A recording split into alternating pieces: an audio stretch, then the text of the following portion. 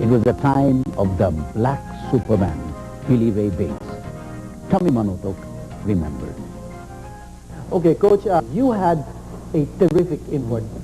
Everybody seems to be of the impression or of the consensus that Billy Ray Bates, greatest PBA import ever. No? Do you agree? It's quite a story actually, because I saw him 2 years before that. I saw him on one of my UTEX trips. I got, I don't know if it was Glenn, I think it was Glenn, no?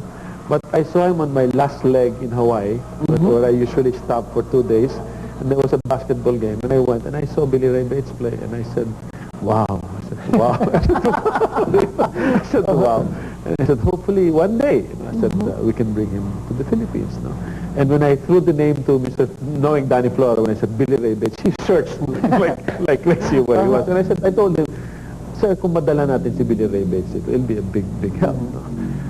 And he finally came, but you know, a player that you see and is different from the player that you're going to coach.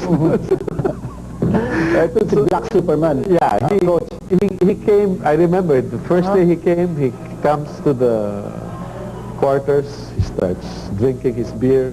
After about 5 beers, he goes outside and lifts the car of Cristobal. I mean, literally lifts the car. He's so strong, the guy was under the influence of a little liquor. No?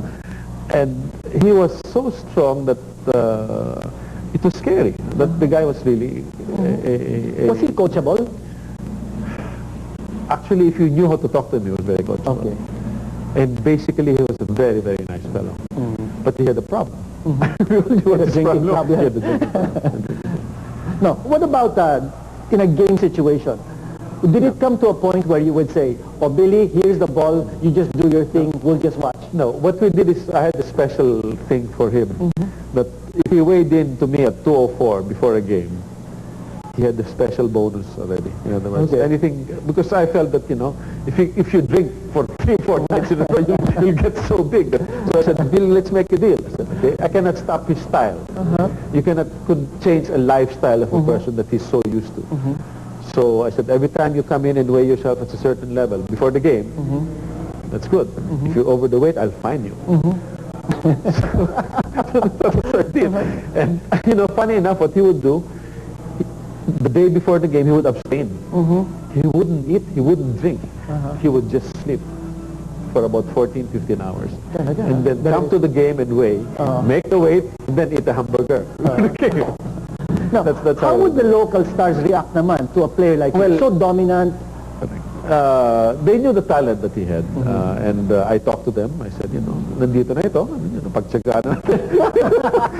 There's no question of his ability. Maybe his character is a bit in question, but not in the court. You know, he was a winner in the court. It was just a problem of getting him there in the right frame of mind and the right physical conditioning. No, but as far as the game was concerned, he was a winner, and that's hard to find. Okay, second conference natapos na, 2 championships under your belt.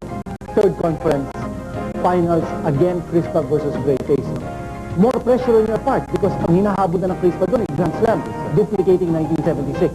But you still had Billy Ray Bates there, paired with Larry Demick. But of course, the focus was on Bates. And yung kalaban nyo, si Norman Black. Sa kagalingan ni Norman Black yun. That's right. Kasama pa niya si Ricardo Brown. That's right. We really, parang match na match kami offensively. And I remember in that series with Great Taste, I kept talking to Billy Ray. I said, you know, if we'll play this team offense against offense, we may win. But the chances of winning if we can stop them defensively will be more. And I told him, I felt that the man to stop there, as you say, during he was in his prime, was Norman Black.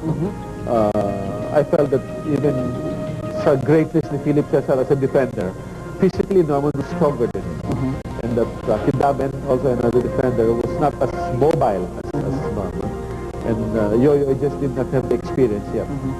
And if you double team Norman all the time, you have Ricardo Brown, you have everybody else. Adornado was also there. So this is sort of the next level I brought Billy Ray in, and I challenged him. You know, Billy, I said, for us to win the championship, which will mean a lot of money for you. Hurrah. I said, you may have to stop Norman Black at certain times of the game. That doesn't have to be the whole game, we'll let it go, but on the crucial part of the game, you may have to stop him. And you know they will go to him. And if you can stop him one-on-one, you will stand a better chance of stopping them from scoring. And even if your scoring will suffer a little bit, there are other people in our team that can score. Did he accept that philosophy? In the beginning, because he hadn't done it when he was here. He was just purely focusing on shooting and assisting. Siya lang, one-man show. But I think he realized that his problem also was physically he had to be fitter.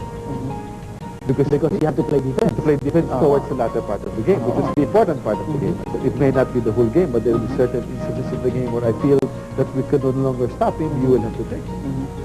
And as I said, he accepted the challenge. In the beginning it was a bit difficult, but he accepted it. And he was one of the big factors. He limited the effectivity of